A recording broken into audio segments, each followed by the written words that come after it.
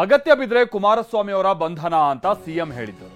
ಈಗ ಸಿಎಂಗೆ ಕೇಂದ್ರ ಸಚಿವ ಎಚ್.ಡಿ. ಕುಮಾರಸ್ವಾಮಿ ಅವರು ಟಾಂಗ್ ಕೊಟ್ಟಿದ್ದಾರೆ.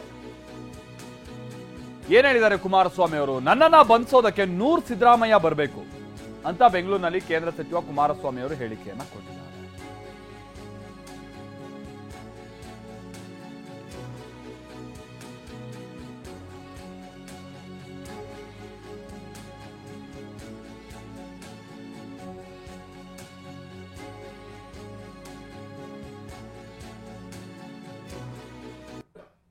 ಹಾಗಾದ್ರೆ ಸಿಎಂ ಏನ್ ಹೇಳಿದರು, ಅದಕ್ಕೆ ಕುಮಾರಸ್ವಾಮಿ ಅವರು ಏನಂತ ತಿರುಗೇಟು ಕೊಟ್ಟಿದ್ದಾರೆ, ಬನ್ನಿ ನೋಡ್ಕೊಂಬೋಣ. ನಾನು ಅರೆಸ್ಟ್ ಮಾಡ್ತೀನಿ ಅಂತ ಎಲ್ಲೂ ಹೇಳಿಲ್ಲ. ಈಗ ಅರೆಸ್ಟ್ ಮಾಡಬೇಕಾದಂತ ಸನ್ನಿವೇಶ ಬಂದ್ರೆ ಅರೆಸ್ಟ್ ಮಾಡ್ತೀವಿ, ಯಾವುದೇ ಮುಲಾಜಿ ಇರೋದಿಲ್ಲ.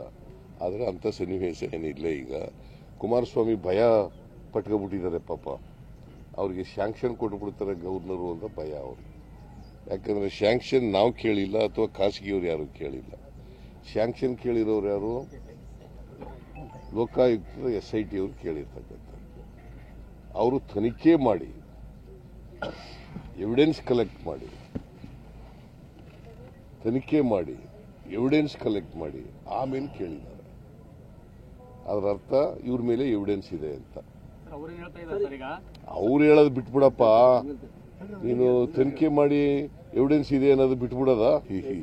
ನಾನು ಅರೆಸ್ಟ್ ಮಾಡ್ತೀನಿ ಅಂತ ಎಲ್ಲೂ ಹೇಳಿಲ್ಲ. ಈಗ ಅರೆಸ್ಟ್ ಮಾಡಬೇಕಾದಂತ ಸನ್ನಿವೇಶ ಬಂದ್ರೆ ಅರೆಸ್ಟ್ ಮಾಡ್ತೀವಿ, ಯಾವುದೇ ಮುಲಾಜಿ ಇರೋದಿಲ್ಲ.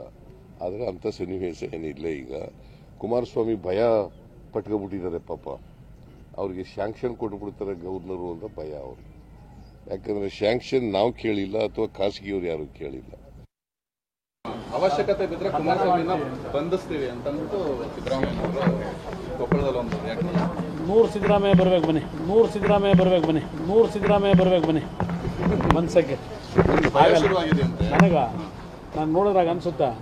ಅವಶ್ಯಕತೆ ಬಿದ್ದರೆ ಕುಮಾರಸ್ವಾಮಿನ ಬಂಧಿಸ್ತೀವಿ ಅಂತ ಅಂದ್ಬಿಟ್ಟು ಸಿದ್ದರಾಮಯ್ಯ ಕೊಪ್ಪಳದಲ್ಲಿ ಒಂದು 100 ಸಿದ್ದರಾಮಯ್ಯ ಬರಬೇಕು ಬನ್ನಿ, 100 ಸಿದ್ದರಾಮಯ್ಯ ಬರಬೇಕು ಬನ್ನಿ, 100 ಸಿದ್ದರಾಮಯ್ಯ ಬರಬೇಕು ಬನ್ನಿ. ಮನ್ಸಕ್ಕೆ